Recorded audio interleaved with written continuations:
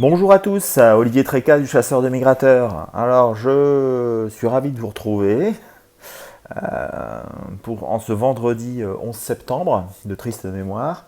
Euh, Vite fait, depuis le début de la semaine, on assiste à un mouvement diffus, c'est-à-dire que on a des oiseaux qui arrivent à l'unité par petites bandes, on ne sait pas trop de où ils arrivent, ça passe sur l'intérieur une fois, sur la côte une autre fois. Donc c'est ce que j'appelle un mouvement diffus, qui est dû à des pressions qui sont persistantes sur nos régions, aussi sur la Belgique, hein, où des oiseaux partent. Alors on ne sait pas trop pourquoi ils partent. Parce que on va dire il y a des courants porteurs, mais surtout dans la journée, ou alors il n'y a pas de vent, il y a un petit peu de brume. Les oiseaux partent, ils font un petit bond, ils font 100 mètres, 100 km, 200 km, et puis ils retombent. Ça va un petit peu dans tous les sens, et je dirais que c'est très difficile à prévoir. Euh, voilà, c'est tout. Alors on me signale quand même une présence de sarcelles surtout, hein, quelques souchets aussi. J'ai entendu parler aussi de quelques morillons sur la vallée de l'Oise, quelques plongeurs, quelques cendrés aussi un petit peu. On en a vu, bon ça je vous avais prévenu, hein. Donc il fallait s'y attendre.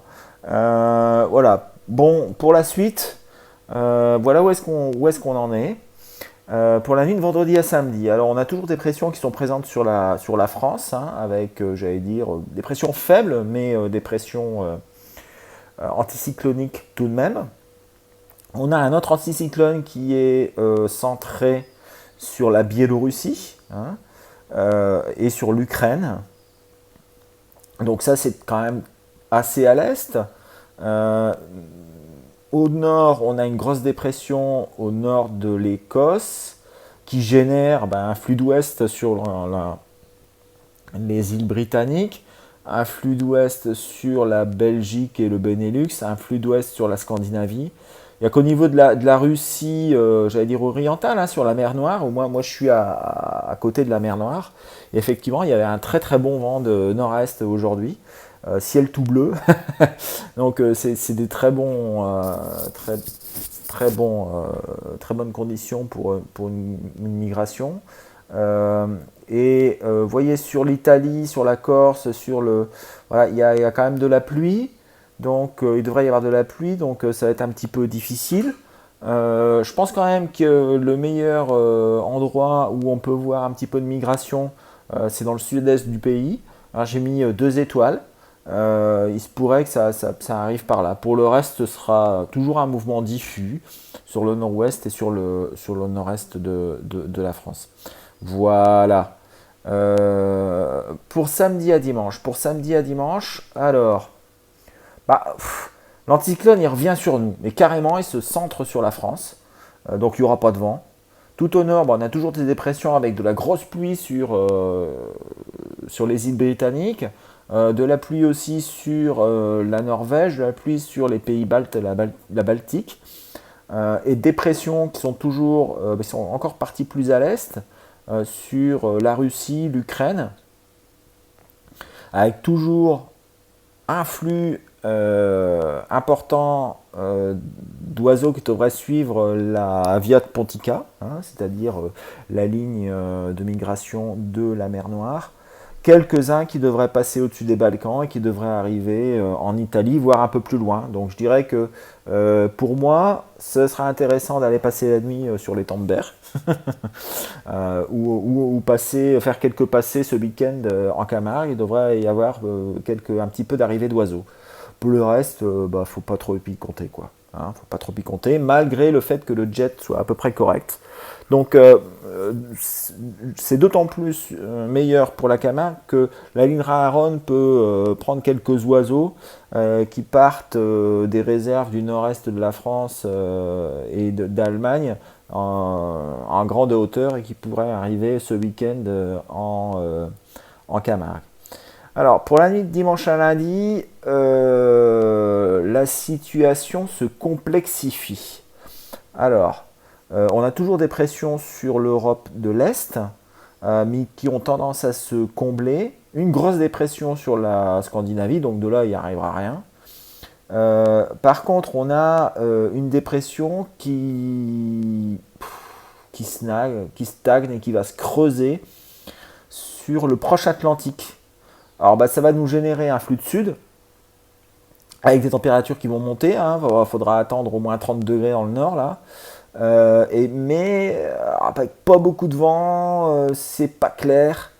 Bon, il y a quand même le jet qui est plutôt favorable pour le sud-est de la France.